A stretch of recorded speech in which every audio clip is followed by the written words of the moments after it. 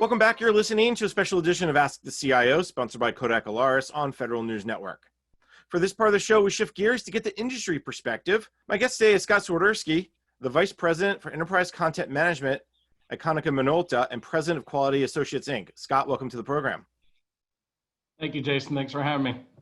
So, Scott, we just heard from the National Archives and Records Administration's Lawrence Brewer, the Chief Records Officer for the U.S. government, and Lisa Harlampus, the Director of Records and Management Policy and Outreach.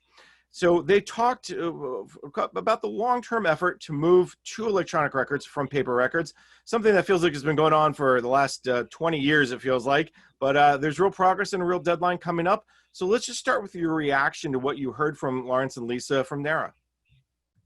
Yeah, sure. Well, first of all, as you mentioned, the history of the initiative and the effort, as Lauren mentions, is something that's been going on since 2011. Pretty significant undertaking. And again, Quality Associates sees these efforts and the requirements and the challenges really from the private sector side. And so we consider ourselves to be the how of how these initiatives and undertakings will get done. And we really see NARA as the what, right? So the policies that get created, the interpretation of the policy over towards the agency side, all gets interpreted through the lens of a private sector group in many cases, and we're the ones that help bring those solutions to these agencies. The one thing that when we go back to 2011 to 2020, here we are today, is things are much different today than they have been. When you look back over the years, and the technology is different. When you mentioned the how side is much different, and the what side is much different. So let's talk about that impending records management deadline. Why do you think it's maybe more critical than ever for agencies really to accelerate these efforts? Well, talk about a few kind of critical areas. So at the end of 2019, federal agencies must manage all permanent electronic records in electronic format. A very critical milestone to consider. The next one that comes about through the initiative is at the end of 2022, number one, permanent electronic records must include all related metadata. Number two, federal agencies must close agency operating storage facilities for paper and other analog records. And the third item is that agencies must transfer this material to federal record centers or NARA compliant commercial record storage facilities. So this is a pretty significant undertaking for most. They've really not been asked to move in a direction that commits them to ensuring that these three variables don't exist anymore in the future. So a pretty significant undertaking.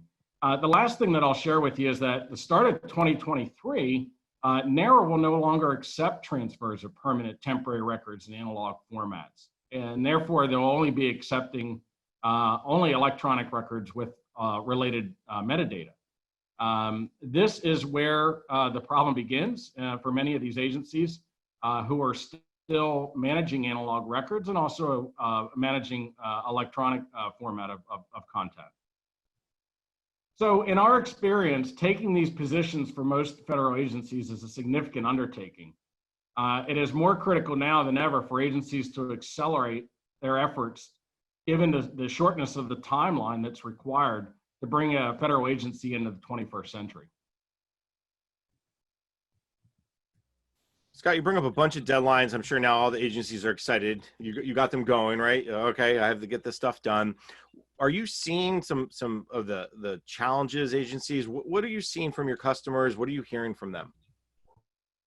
So we actively work with quite a number of the federal agencies today in a number of the different sectors, starting with mostly civilian, but we also have several different DoD clients as well as folks that are in the intel space. Lawrence had mentioned in his part of the interview that the two major challenges that exist today are the financial and the human resource side. So we definitely want to concur with that challenge. As an unfunded initiative, the financial aspect of this is very significant, but the resource side, the human resource side of it is also quite significant. So in the case of an unfunded mandate that requires the agency to budget for this type of initial expense, the question is how. And so a lot of our initial engagements with these agencies have been consultative. And so what that means is that we've been helping them through the means of an assessment process to understand the underlying volume and scope of the paper that exists within the agency. We've been making a distinction between what's permanent and what's temporary. And so, the ending result to this effort is to help that agency come up with a plan that also ties itself to a level of effort, that also ties itself to some form of a budget, right? And this, a lot of times, is what kickstarts the process for the agency to get down the path of what would look like a road to success. You bring up this idea of the unfunded mandate. And I think that's a one big hurdle for agencies in many ways. At the same time, when you talk to them, when you do the assessments, what are you seeing from agencies? Do you feel like that obviously some are further ahead than others, but what are some common trends you see? Well, there's all agencies are a bit different. The size and certainly the scope and the complexity of an agency is very different, I think, in a lot of cases. So we do see a lot of similarities. However, we also see quite a number of differences. I think the most progressive of the agencies today were early adopters of technology in general. The adoption of that technology to suffice as a critical underlying platform for how they manage data and manage content has probably become quite useful in their ability to become compliant today with what M1921 is calling upon their agency to do. There are other agencies, obviously, that have quite a number of locations. And these locations become quite a challenge, right? So we talked a little bit about, the limitations of human resources.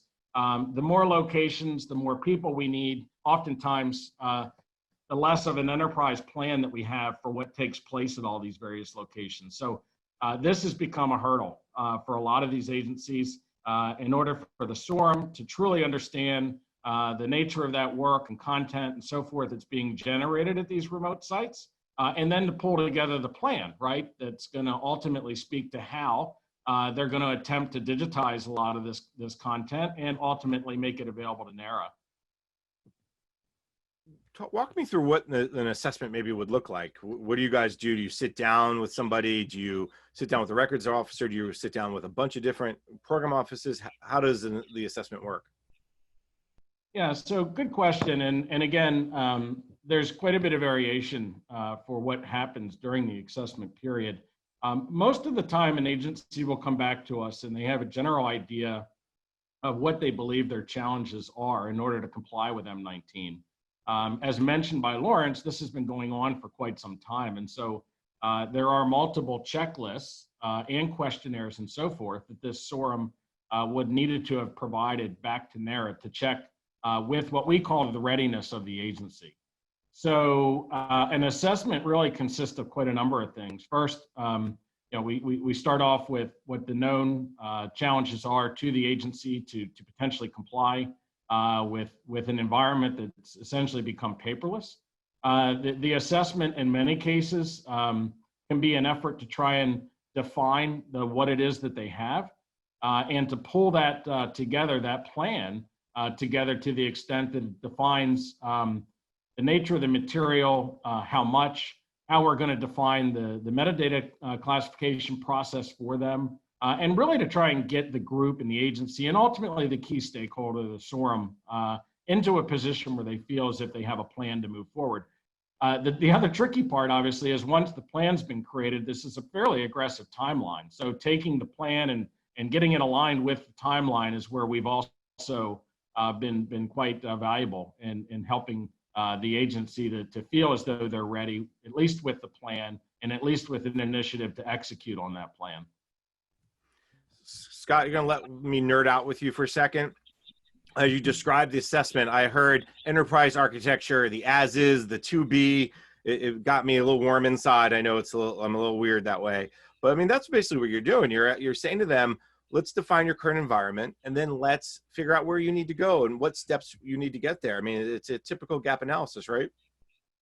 It is definitely a gap analysis. And what's interesting about the relationships that we maintain up front, as you start to pull this sort of consultative initiative together with the agency, some are better staffed than others, right? And so as a result, some of these agencies know more about, what it is that they have than others. And so you're in search of folks that have sort of a better institutional understanding of the material than maybe others.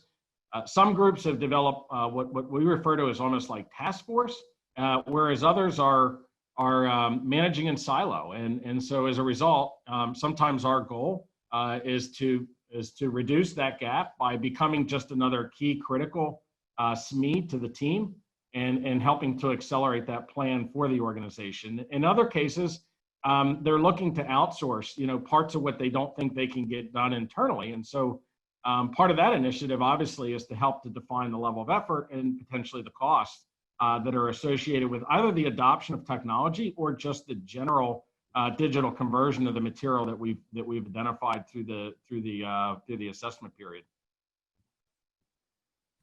So I definitely want to talk about the cost issue, because I think that's of a lot of what's on the back of everyone's mind. But before we do that, are you meeting with like the chief records officer of the agency? Are you meeting with the chief information officer? Who are sometimes one and the same person?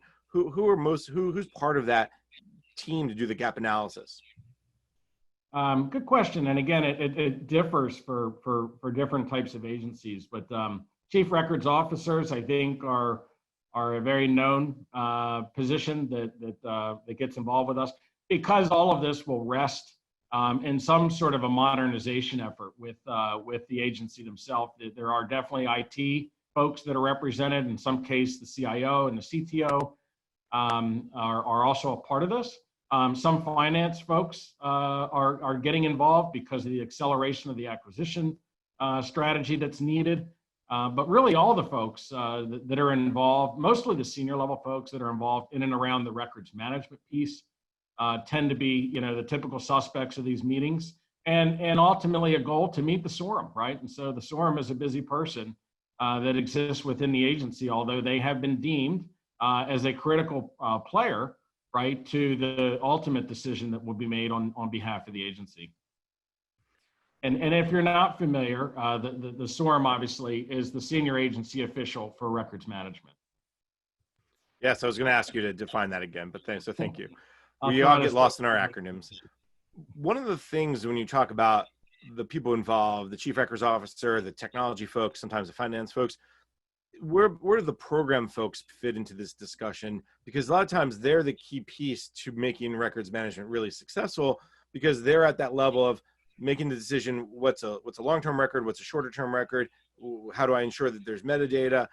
It can be automatically populated through Office 365. I know Lawrence and Lisa mentioned that during our conversation. Let's make it easy. The Census Bureau is one example, right? There are people who are running the census. They're not technology folks. They're not finance folks. They're not HR folks. They're the mission area people who are saying, we need to do this to get this done by this date. They're, a lot of times the key. You could look at the Forest Service, the people who are running how to ensure that the forests are healthy and that there's not fires, and all the pieces and parts that make up the mission. I was just wondering where they fit into the conversation. Okay, so the program folks are obviously a critical glue to the success of the ultimate implementation plan. As we've talked, and I've shared with you what some of the challenges have been, and both Lawrence and Lisa have helped to identify what the challenges have been. It is a group effort, and due to the fact that a lot of this future role play that records will be in versus what they have been in the past, takes a critical path towards IT. The role of IT, I think, has become ultimately more important for what the future of records intends to look like. But the program folks are really the glue, right, to the budget that we're finding is a difficult piece to identify and scope. The nature of the resources, Lisa and Lawrence touched on, the role of a records officer moving forward, right? And so not necessarily just managing large collections of analog records, but what will these folks look like in the future, and what training and so forth will they need?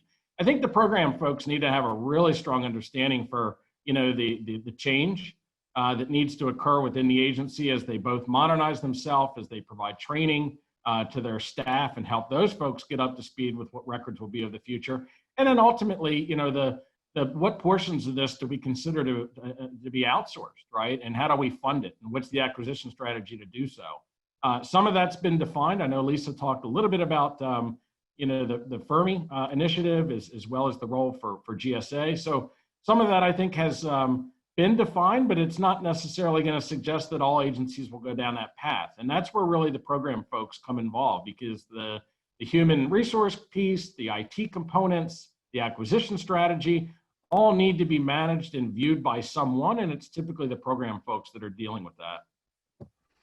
Scott, we're just about out of time, but I just want to ask you, when you talk to agencies, what's a common mistake, one or two big potholes they should avoid? Is there anything that comes to mind that you could kind of, hey, if it was me, here's what I would make sure I wouldn't do, because this deadline's coming fast and agencies have, sounds like, a lot of work to do? Yeah, great question. And I think the popular answer would be, I wouldn't wait too long to get started with this initiative. I think what we're finding is that the scope of this effort, even though it's been initiated since 2011, I think the M1921 memorandum has really helped to accelerate the visibility of this ask by NARA and the adoption of this policy change. The fact that these agencies are no longer going to be able to submit hard copy content to the NARA centers has really accelerated people's plans for the next step, which is what do we do and how do we do it. So don't underestimate the levels of effort that are involved. Initially there's a tremendous amount of communication and planning that needs to take place well before we get into the stage of actively turning on some of these projects. So I think through our own experience with a lot of different agencies thus far, don't wait too long, right? So these deadlines, as we heard both from Lawrence and Lisa, have not moved, right? Even with the current distraction of COVID and the pandemic. So whether they move or not, I think it's important to consider this is on a fairly short timeline. Some agencies are in really great shape, and others are not, and so it's going to be critical that there's a sense of urgency to move towards this direction. Scott, as you talk about the gap analysis and you talk about who's a part of it, the mission side, the CTO, the CIO, the Chief Records Officer, of course, one thing that kind of comes to mind is the impact on technology and what that's having on the records management process. Give me a sense of what you're seeing about maybe some of those agencies that are a step ahead or out in front when it comes to using technology and people to really meet these goals. Sure. We, first of all, I think it's important that the most progressive of the agencies, we believe, are going to use the M1921 initiative as an opportunity to help modernize their agency. And some of the tools and the techniques and the plans that we have for these agencies is to introduce quite a number of things that we think are going to help both automate their workforces and to make more efficient workforces. I think even given the recent event with the pandemic, it's also calling upon a strategy for how they'll intend to have better use of a remote workforce. But the kind of technologies, it was touched on by Lisa, but RPA, I think, is going to become a critical player. RPA is robotic process automation. It's an intelligent process that in the past would require a lot of humans to make decisions about content and classification. So we see that becoming a critical area for our technology adoption. The introduction, if not already there, of electronic forms and workflow solutions that are counter supported by digital signatures and so forth.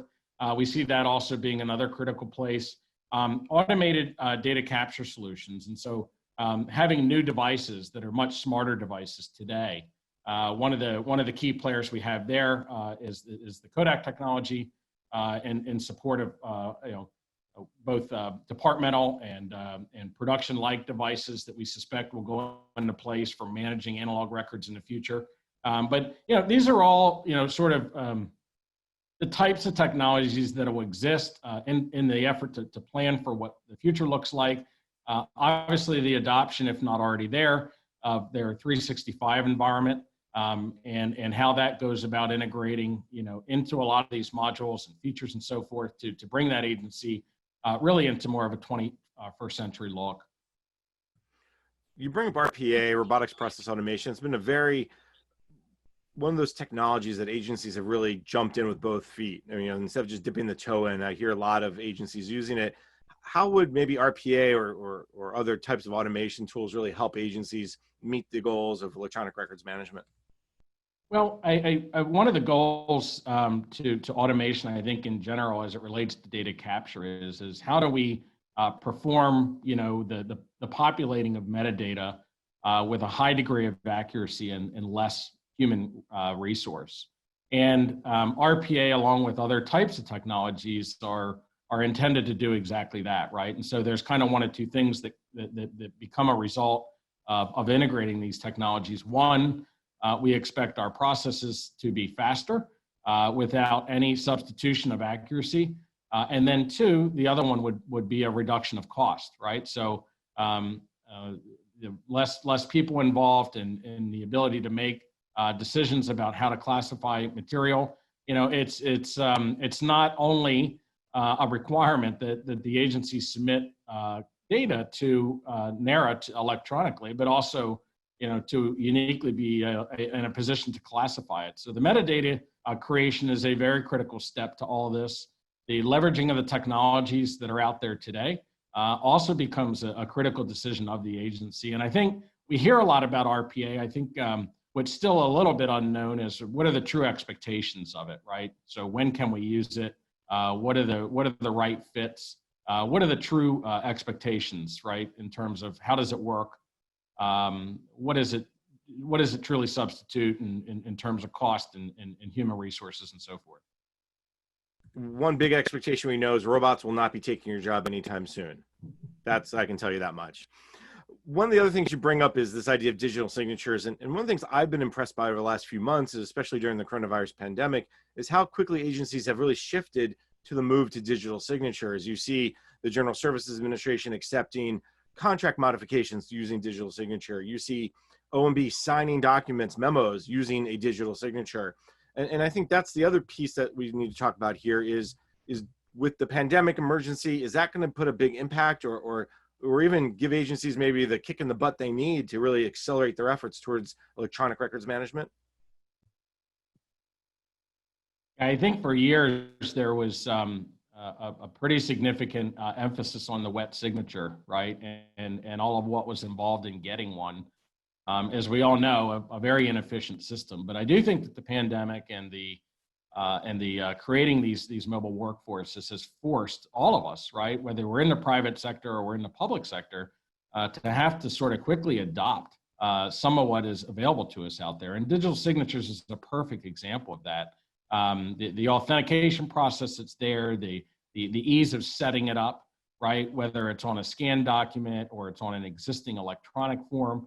All these things are fairly easy to do today with a very high degree of authentication and security. So probably a kick in the butt is what occurred as a result of the pandemic, but a much needed solution that in the marketplace is very cost effective and relatively easy to implement.